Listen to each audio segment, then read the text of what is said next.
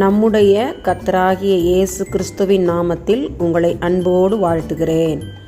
இன்று ஆண்டவர் நமக்கு தரும் அற்புத வார்த்தை எரேமியா 39:18. உன்னை நிச்சயமாக விடுவிப்பேன். Jeremiah 39:18. For I will surely deliver you.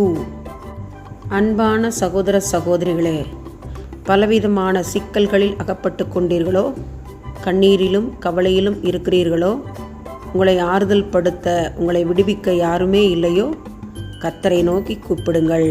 இன்றைய வாக்குத்தத்த வசனத்தை சொல்லுங்கள்.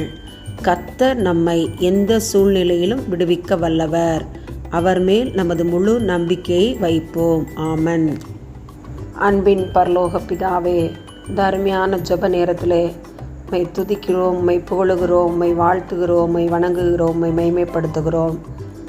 எங்களை உம்முடைய சமூகத்திலே தாழ்த்தி ஒப்புக் கொடுக்கிறோம். எங்கள் தேசத்திலிருந்து மாம்சத்தின் கிரியைகளை ஒழித்து போடுவீராக. வேதனை தரும் செயல்கள் அறவே அகற்றப்பட உம்முடைய பாதத்தில் ஒப்புக் கொடுத்து ஜெபிக்கிறோம். கொரோனா காலங்களுக்கு பிறகு மாம்சத்தின் கிரியைகள், வேதனை தரும் செயல்கள் தேசத்தை விட்டு அகற்றப்படுவதாக உம்முடைய சமூகத்தில் எங்களை தாழ்த்தி ஒப்புக் கொடுக்கிறோம். ஆவியானவரே, நீர் கிரியை செய்யும். உம்முடைய நாமம் மகிமைப்பட தவறான காரியங்களுக்கு அடிபோனவர்களை நீர் மன்னித்து ஏற்றுக்கொள்ள வேண்டுமாய் ஜெபிக்கிறோம். ஒரு எழுப்புதலை அந்த இடங்களில் ஊற்றும்.